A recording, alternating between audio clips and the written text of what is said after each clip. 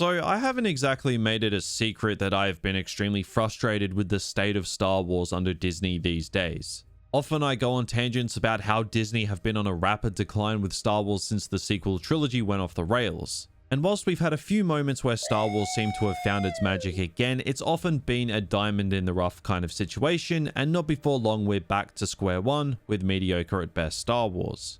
After the failure of Obi-Wan Kenobi, Book of Boba Fett, and Mando Season 3, it's fair to say that Star Wars was relying heavily on the Ahsoka series to pull the IP out of the pit that it's fallen into under Disney. And so far, has Ahsoka managed to be the savior that Star Wars needs? Yes, but no. It's complicated.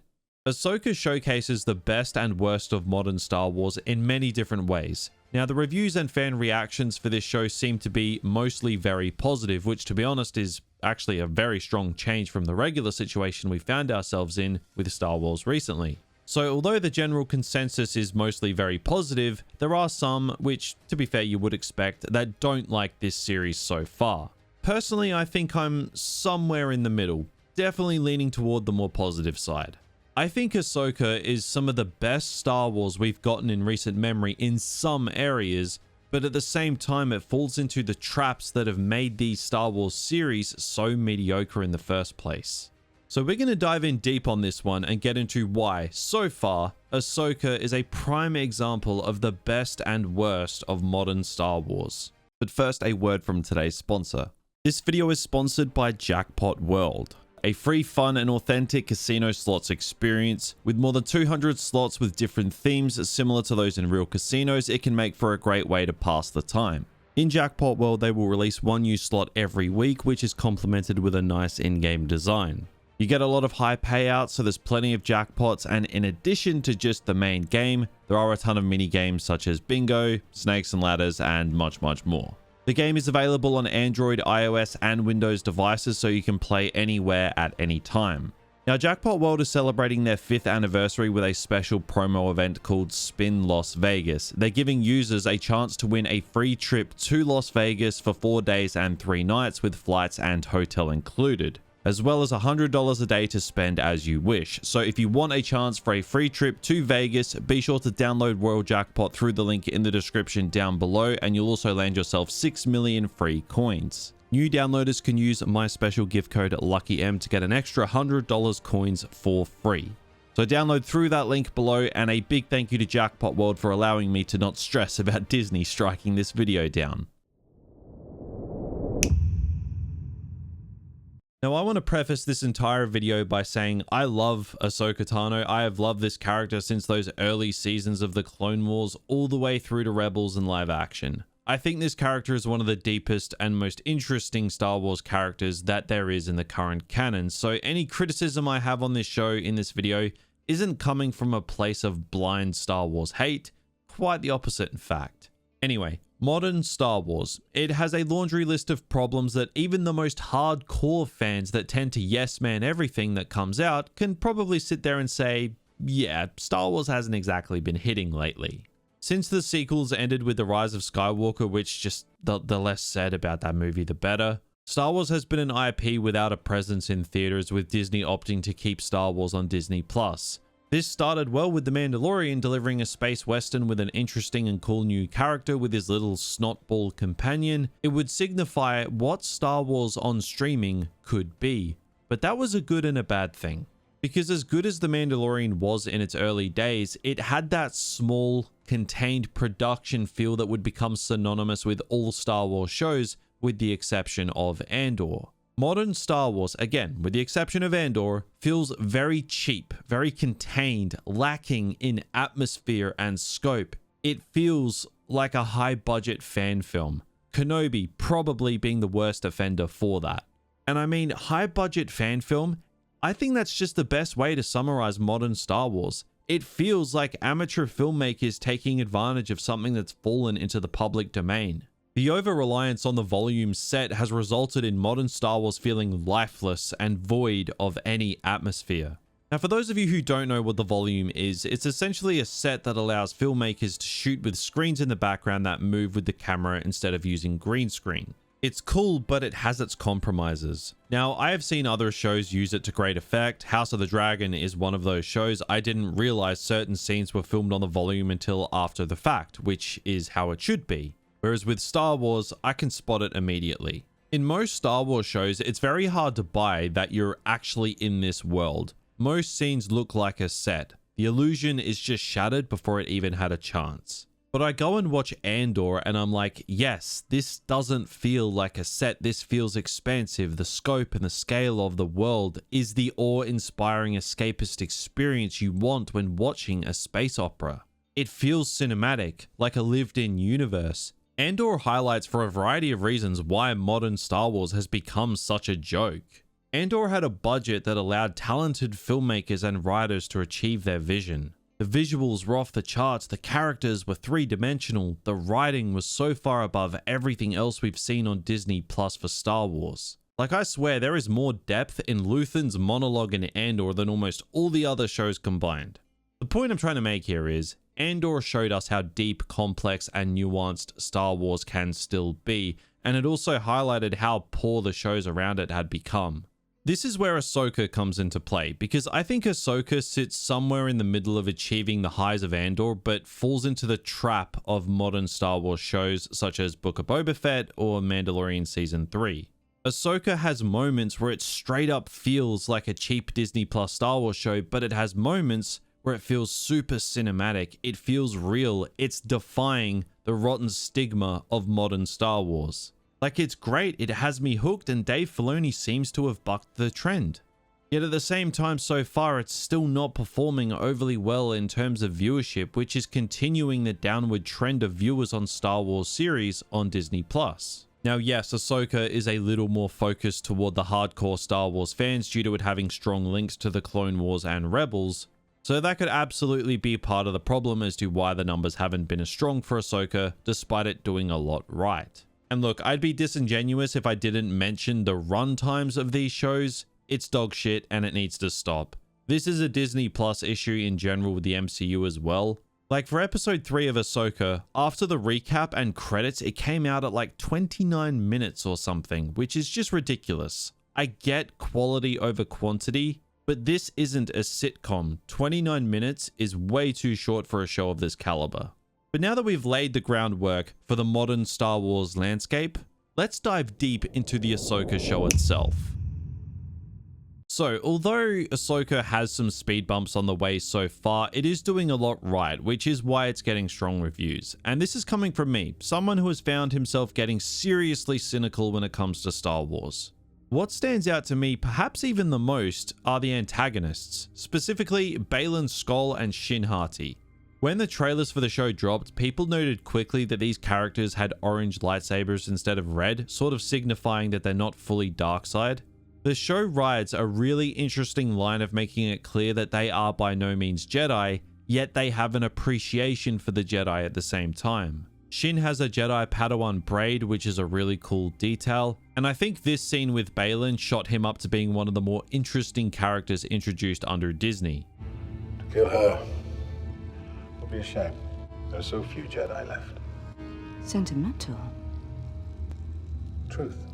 Apart from Ray Stevenson having just incredible screen presence, rest in peace by the way, this character is just incredibly interesting. There's a lot of Count Dooku about this character. Whilst he's fallen off the Jedi path and gone down a darker road, he doesn't hate them. He still honors some of their traditions, like having Shin having a Jedi Padawan braid, and also not making a secret of his sentiment toward the Jedi when asked to kill Ahsoka. Like, my guy keeps it real, and Baylan is without question the most interesting character in the show right now. And I could honestly just watch a show based on Baylan and Shin by itself, just see what they've been up to. It's really refreshing to see a deeply layered antagonist, considering Season 3 of The Mandalorian turned Moff Gideon into a cartoon character. Now, I might be going against the grain a little bit here, as one of the biggest complaints about the show I've seen are to do with the characters being stoic. Mainly Ahsoka and Hera. I think Ahsoka and Hera have been really good so far though. Sabine, I understand that criticism. Granted, I was never really a big fan of that character in Rebels to begin with. But Ahsoka, like I stated at the beginning of the video, is one of my favorite Star Wars characters ever. Her dynamic with Anakin was a masterstroke born out of madness.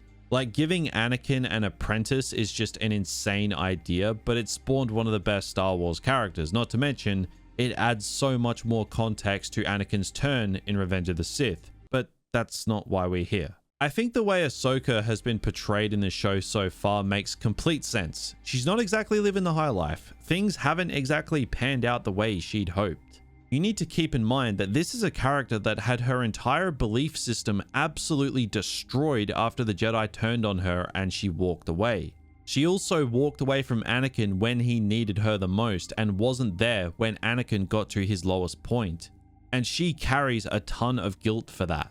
I'm sure she found solace in the fact that Anakin was redeemed, but pile on the fact that she's on a desperate hunt to find Ezra and Thrawn, not to mention things did not end well with Sabine, and the New Republic are run by complete morons, and you seriously think she doesn't have the right to be a little closed off in this show?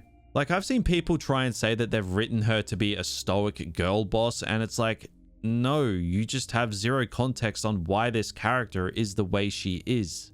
Like, there is a strong correlation between these complaints and people who haven't watched Clone Wars or Rebels. Now, look, to play devil's advocate here, you could argue that the correlation is a constant because the show didn't do enough to explain to the casual viewer the context needed from the prior shows. And you know what? I think that's fair. Ahsoka so far is loyal to the character, she's likable, she's badass, she's powerful, which is what she has always been, without being as one-dimensional as Rey and other girl boss characters Disney love to push. But something else that this show is doing that I think it deserves a big tick for is it's doing something new. I know that it's sad that we actually have to praise that, but that's pretty much where Star Wars is at right now. So it's introducing new galaxies. This is something that could completely blow the lid off of Star Wars as we know it, and I think Star Wars is at a point where it needs to do something new. All the other shows rely on the Skywalker saga and cameos that might make it interesting, but more often than not don't. Whereas Ahsoka is seemingly diving into the unknown, which is a really exciting prospect. This isn't like other Star Wars shows where I don't really care when the next episode comes out. I'm actually counting down the days between episodes now. I haven't done that for a long time. And another major aspect as to why this show is bringing to life the best of modern Star Wars is Dave Filoni. Whilst yes, he can at times be part of the problem, this is the only guy that's going to be as close to George Lucas as you're going to get. Because of that, he's got a great understanding of the Star Wars lore that I think most hardcore Star Wars fans would really appreciate. Like, you can tell the difference between shows like Ahsoka and shows like Obi-Wan Kenobi. Ahsoka makes sense with George Lucas's original vision, whilst Obi-Wan Kenobi was written by Joby Harold, who doesn't know jack shit about Star Wars. Because of this, Ahsoka is a show that's a little more catered toward the hardcore Star Wars fanbase, which I think is one of the reasons that a lot of the negative attention the show has gathered has come from people who are more so on the casual side, like I spoke about earlier. Now, that's not me gatekeeping the show or anything, it's merely just an observation. There is a strong correlation between people who don't like the show and not having seen Clone Wars or Rebels. But anyway, back on the topic of Dave Filoni here, he pretty much sums up the best and worst aspect that I'm trying to raise. Because this guy gets what fans want. He was taught directly by George Lucas. George and Dave created Ahsoka together. So you get the best aspect of modern Star Wars from Dave because he's George Lucas's heir in a way, but you still get the worst aspect from the Disney side of things, and I think that's the problem with Ahsoka. It feels like someone who actually gets Star Wars lore and understands what fans want, but he's still combating the bullshit on the Disney side of things. I guarantee you right now, in episode 3, if this was anyone else but Dave Filoni, Sabine would have been able to use the Force instantly and be kicking everyone's ass straight off the bat because girl power. I mean, look what Disney did with Rey as a prime example. Filoni understands that that would just be a load of shit and wouldn't align with George Lucas's vision. Therefore, he held restraint here. Dave Filoni may have his downsides and we will get into them next, but this guy is the only thing keeping Star Wars somewhat alive. Now, we spoke earlier about the production, the atmosphere, the volume, and how modern Star Wars shows feel like glorified fan films. Ahsoka absolutely falls into this trap at times. Not always, but at times. You'll often notice that characters in this series tend to walk around the set extremely slowly, and I've seen a lot of people bringing this up to the point that it's actually gotten really distracting. And it seems it's being attributed to the sets that they're using for the series. If it's not the volume, it's some tiny set, nothing expansive that allows the performers to actually perform. There's a huge disparity between how fan-filmy Ahsoka can feel at times, with obvious behind-the-scenes compromises being made, to which the actors' performances and general blocking are affected. And, you know, actually having impressive cinematic quality. Various scenes feel incredibly contained and cheap, but then you'll have an aerial sequence like in episode 3 with the Purgles that look like they've been ripped out of a $300 million movie. The show is very inconsistent with how cinematic it feels. You have those scenes that are the typical Disney Plus cheap volume set look, but then you'll actually have something impressive on a grand scale that actually feels like Star Wars. It's also worth noting that the editing and the dialogue of Ahsoka has been distractingly bad. Now, this is more so a problem with the first 2 episodes specifically. The 3rd episode did clean this up quite a bit, but you'll often have scenes where characters talk and then there's a pause and then a cut and then they talk and then there's a pause and then there's a cut. It's just very amateur in how it was edited. It looks like an edit from my first year at film school. Like, I think whoever edited the first 2 episodes have never heard of a J cut or an L cut, and it was really distracting. And I have seen a lot of people take issue with this when early reactions dropped, but I was genuinely surprised with how poor it was in those first 2 episodes. Now look, let's be honest, you all knew this part of the video was coming. Disney do not understand lightsabers. It was memed on after the first episode had aired, but this needs to stop. Lightsabers are a key part of the iconography of Star Wars. Lightsabers mean a lot, man, but their power is being diminished under Disney by the second. Sabine survives being stabbed with a lightsaber. Now, if this was by itself, it would be fine as it was off to the side and she gets immediate medical attention, but since Disney took over Star Wars, this has become a very common occurrence. Like, I feel for my man Qui-Gon. He's sitting up there in Force Ghost heaven looking down on all these Disney characters getting stabbed by lightsabers and thinking, what the f***, dude? Kylo was stabbed by a lightsaber. He lived. Cal Kestis was stabbed by a lightsaber. He lived. Sabine was stabbed by a lightsaber. She lived. Reva was stabbed with a lightsaber. She lived. And then was stabbed again by a lightsaber. Again, she lived without any medical attention. Yes, Vader stabbed her in the stomach twice and she somehow survived both times.